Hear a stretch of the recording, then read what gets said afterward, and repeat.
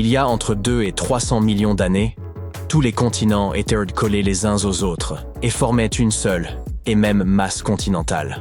Au fil du temps, ils se sont séparés et ont formé les continents que nous connaissons aujourd'hui. Cette masse terrestre géante s'appelait la Pangée, et la Terre avait un aspect très différent à l'époque. D'où la question suivante: à quoi ressemblerait notre vie si cette séparation n'avait jamais eu lieu? Découvrons-le. En termes simples, les plaques tectoniques sont de gros morceaux de l'enveloppe extérieure de la Terre.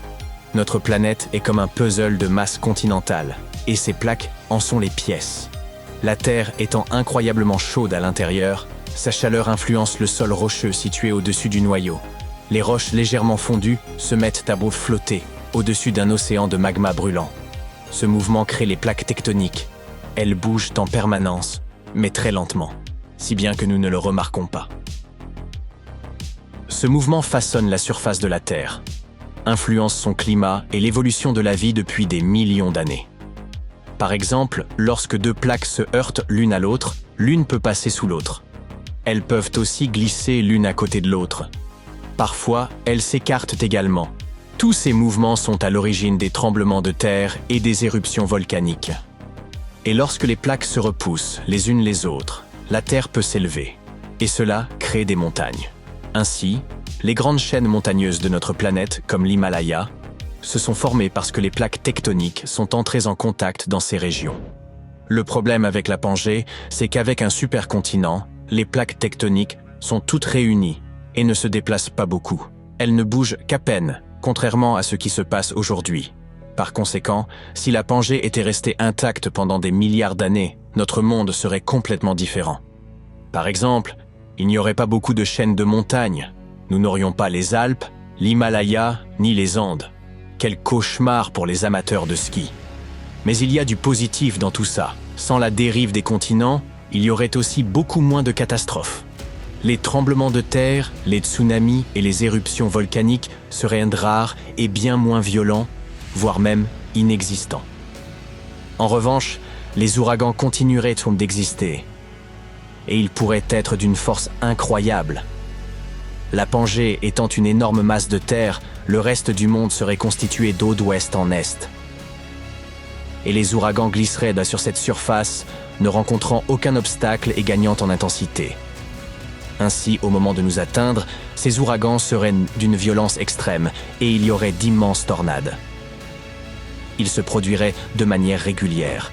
Si vous viviez dans la Pangée orientale, vous seriez condamné. La disposition des continents influence également la façon dont les océans se déplacent et le temps qu'il fait. Avec la Pangée, le climat serait très différent d'un bout à l'autre de la planète. Le milieu de notre supercontinent serait très bizarre. En plein centre, nous aurions un immense désert sec, mais il y aurait aussi des forêts tropicales denses et fraîches le long des frontières de ce désert. Pourquoi? Parce que la Pangée serait si massive que la pluie venue de l'océan n'atteindrait jamais suffisamment l'intérieur des terres. Elle ne tomberait que sur les bords du continent. Certaines parties de la Terre ne seraient donc pas très propices à quoi que ce soit. La pluie et l'eau éroderaient la Terre, aplatissant les collines et provoquant d'incessants glissements de terrain. À terme, la Pangée pourrait même rétrécir et disparaître sous l'eau. Plus près des bords continentaux, le climat serait plus doux ou tropical. Au nord, il ferait plus chaud qu'aujourd'hui. Enfin, nous aurions une certaine compréhension des saisons, mais nous ne saurions pas que, plus on s'élève, plus il est difficile de respirer. Comment tout cela affecterait-il les êtres vivants? Ce serait terrible. La Pangée serait néfaste pour la diversité de la vie sur Terre. L'histoire montre que la séparation des terres a été très importante pour la vie. C'est l'une des raisons pour lesquelles de nouvelles espèces sont apparues. Par exemple, Madagascar, une île qui s'est détachée de la Pangée, a été isolée pendant des millions d'années, ce qui explique qu'on y trouve de nombreuses plantes et de nombreux animaux uniques au monde. Moins de terres isolées, un autre exemple est l'Australie, signifie une faune et une flore beaucoup plus homogènes. Il y aurait aussi la question du climat. Presque toute la Pangée intérieure serait chaude et sèche, mais il y aurait quand même une certaine diversité. Dans certains milieux, des animaux seraient capables de s'adapter. Les dinosaures, par exemple, s'accommoderaient assez bien de ce type de climat. C'est même l'une des raisons pour lesquelles les dinosaures ont prospéré lorsque le monde n'était qu'une grande masse continentale bien avant l'arrivée des mammifères. Ce climat favoriserait également le développement de créatures aquatiques et amphibies, et elles seraient plus diversifiées et plus grandes. En résumé, la Pangée serait sans conteste un monde extrêmement dangereux pour l'homme. En gardant tout cela à l'esprit, voyons enfin comment se porterait l'humanité, en supposant que nous ayons survécu et évolué. Tout d'abord, où se situerait votre pays? En théorie, vous pourriez faire un voyage en voiture du Brésil au Canada, parce qu'il ferait partie de la même grande masse continentale. L'Amérique du Nord se trouverait ici, et l'Europe juste à l'est. La majeure partie de l'Asie se trouverait au nord, et l'Antarctique au sud. L'Australie serait toujours au milieu de nulle part. L'Antarctique serait plus proche de nous que l'Australie. Tout cela en supposant que les pays restent inchangés. Et bonne nouvelle, nos pays modernes pourraient ne même pas exister. Serait-ce réellement une bonne chose? En fait, les frontières de nos pays seraient complètement différentes, et le monde serait plus uni et plus pacifique, ou pas. Nous allons voir ça. D'abord, nous formerions des tribus. Mais comme nous partagerions toute la Terre, il nous faudrait faire des compromis. Nous ne pourrions pas tous vivre seulement sur la côte ou dans les régions intérieures. Chaque tribu obtiendrait donc probablement une portion du territoire, et tout le monde se retrouverait au milieu pour régler les problèmes ou conclure des accords commerciaux. À mesure que les tribus grandiraient, les gens se déplaceraient vers de nouvelles zones, séparées par des déserts et des forêts, et formeraient de nouvelles nations. L'ère des chasseurs-cueilleurs ne durerait pas longtemps, car il y aurait moins d'animaux et de plantes. En chassant, nous éliminerions probablement toutes les grandes créatures en un rien de temps. À l'exception de ceux que nous pourrions éventuellement domestiquer. Imaginez avoir des dinosaures comme animaux de compagnie. Mais l'ensemble du supercontinent entrerait rapidement dans l'ère agricole, car quelles que soient les technologies que nous découvririons, nous les partagerions immédiatement entre nous. La principale différence serait que, pendant la période d'exploration, il n'y aurait que de petites îles isolées à découvrir. Les voyages et le commerce seraient plus faciles. Les cultures seraient moins éloignées les unes des autres que dans notre monde actuel.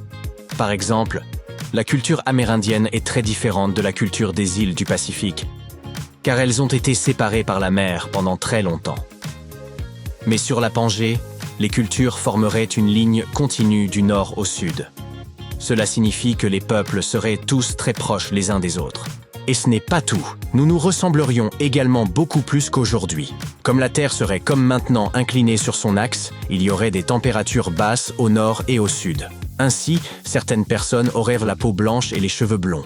Mais en général, les différences seraient moins frappantes. Dans la partie centrale, où le soleil brillerait en permanence, la plupart des gens auraient encore la peau foncée ou bronzée. En conséquence, nous nous reconnaîtrions les uns les autres comme de véritables citoyens du monde, comme des terriens. Malheureusement, nous ne serions probablement pas aussi fascinés par le progrès technologique que nous le sommes aujourd'hui. Toutes les terres seraient déjà connues, et il y aurait donc peu de chances que nous ayons de grands explorateurs. La météo serait généralement clémente, les cultures se porteraient bien, et nos voisins seraient, espérons-le, pacifiques. Du coup, nous nous contenterions de ce que nous aurions. Nous serions satisfaits de notre science et de nos outils rudimentaires. Bien sûr, comme nous sommes des créatures naturellement curieuses, nous ferions quand même des progrès, mais ils seraient très lents. La vie serait peut-être ennuyeuse, mais il y aurait aussi de grands avantages. Nous serions plus unis et moins belliqueux. Peut-être que dans un tel monde, nous apprendrions à nous traiter les uns les autres avec plus de gentillesse et d'amour. C'est un beau rêve.